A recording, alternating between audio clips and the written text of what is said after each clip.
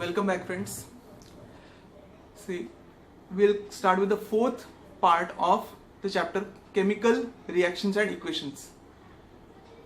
The earlier three videos which I have put, see, I come to know that very few students are literally watching those videos.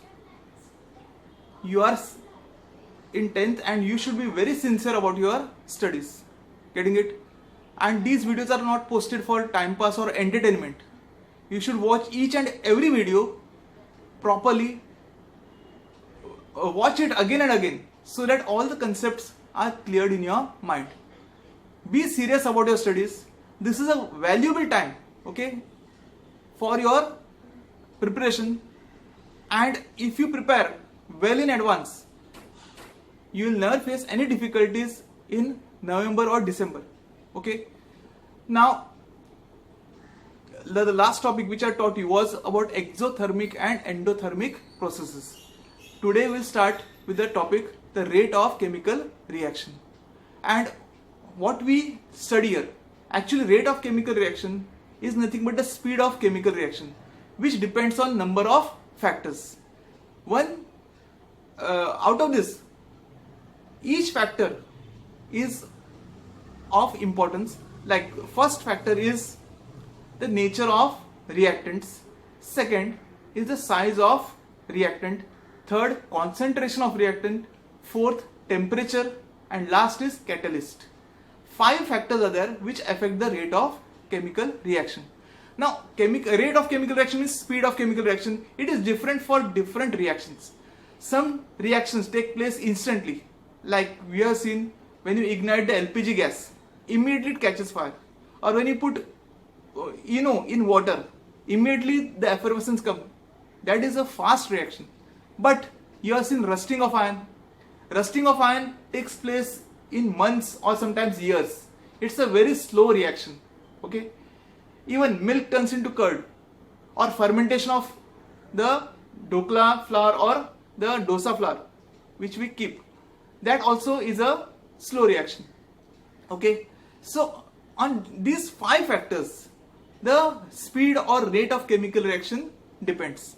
First, the nature of reactants. Second, the size of the reactants. Third is the concentration of reactants. Fourth is the catalyst, and fifth is what? The temperature. Now I have posted a small video about such reaction in which vinegar is added to baking soda. Okay, baking soda means sodium bicarbonate, and you can decide and tell me whether the reaction is fast or slow. Okay, so let us study about each and every factor separately on the board with examples.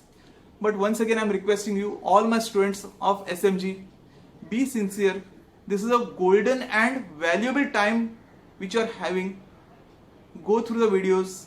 Okay, watch only those videos which are of importance to you, not any videos.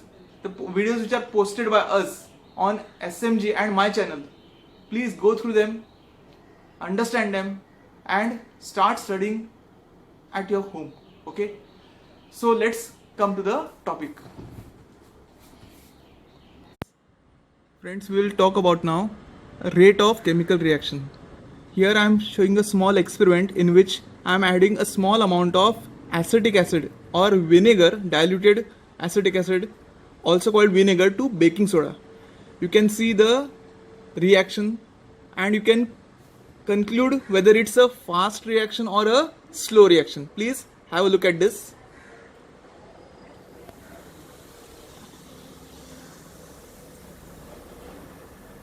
What you have observed, there is effervescence the moment I put vinegar on baking soda, and it's an example of a fast reaction. Okay, now first we'll talk about the nature of reactants.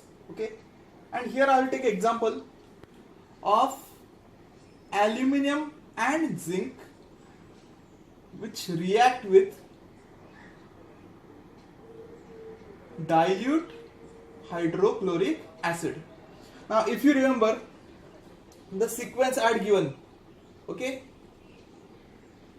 magnesium,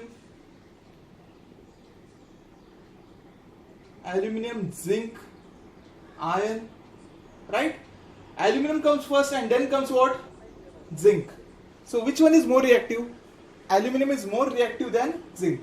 So when aluminum reacts with HCl to give aluminum chloride and hydrogen gas, the reaction is fast.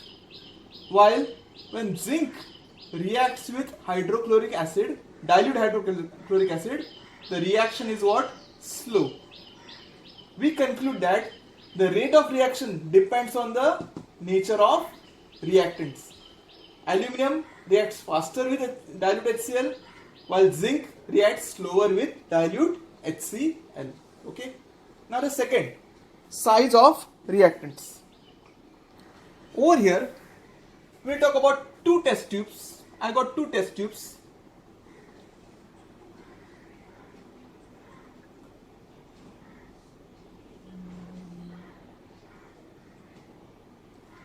One is containing pieces of Shahabad stone or marble, okay, and the other test tube is having powder of Shahabad stone or marble, okay. Test tube A contains pieces of Shahabad stone, test tube B contains powder of Shahabad stone, and I add dilute HCl to both the test tubes, okay. I have added dilute HCl to both the test tubes. You will see that the effervescence and bubbles which are released will be much faster in case of what? Powdered Shahabad stone. In this case, the reaction will be what? Faster, and in this case, test tube B, A, the reaction will be what? Slow. Why? Because size of particle is inversely proportional to the rate of reaction. Means what? Larger the size, smaller is the rate of reaction. When the reactant is taken in powdered form, the surface area increases. What happens? The surface area increases, and so reactants react with each other at a faster rate. But when they are in large solid form, okay, like chunks or pieces, then the surface area decreases and the rate of reaction automatically slows down. So the size of particles is inversely proportional to the rate of reaction. Smaller the size, faster is the rate of reaction. And this was reaction of calcium carbonate with dilute HCl. Third factor is concentration of reactants. Now let us talk about powdered Shahabad stone or calcium carbonate which is reacting with dilute HCl. Okay, I have taken dilute HCl in a test tube and I have added powdered calcium carbonate to it. The powder slowly reacts to dilute HCl and CO2 is slowly liberated. Okay, the CO2 gas is slowly liberated. Now the same powder of calcium carbonate I add to a test tube containing concentrated hydrochloric acid. You will see that the powder will immediately react and disappear, and CO2 gas will be liberated vigorously. Getting it? The CO2 gas will be liberated very vigorously or very fast in case of what? Calcium carbonate reacting with concentrated hydrochloric acid. But when reacted with dilute HCl, the reaction is very slow. Carbon dioxide will be slowly liberated. So this is a third property, that is concentration of reactant, the third factor which affects the rate of reaction. Fourth factor is temperature. Okay, sometimes the rate of reaction directly depends on what? Temperature. The example I have already taught you, and that is when calcium carbonate is heated. Okay, when calcium carbonate is strongly heated, it liberates calcium oxide and carbon dioxide gas. But suppose if you don't heat calcium carbonate, okay, CaCO3 is not heated, what will happen? No CO2 gas will be liberated. In short, the reaction will never occur. So, without temperature, such reactions cannot take place, or the carbon dioxide gas in this case will not be liberated. Okay, so that is the fourth factor, that is temperature. And now we'll talk about the last factor, that is catalyst. Now, what is a catalyst? Now, catalyst is a substance or compound which helps to increase the rate of chemical reaction. Okay, but it will not take part in chemical reaction. It itself will not undergo any chemical change. Understood? The best example I'll give is potassium chlorate. On heating gives potassium chloride and oxygen gas. Okay, to balance it, okay, I'll balance this. Now, potassium chlorate gives these two products, potassium chloride and oxygen, but it's a very slow reaction. It's a slow reaction. But if a pinch of MnO2 is added, what? If a pinch of manganese dioxide is added to potassium chlorate, then the liberation of oxygen is fast.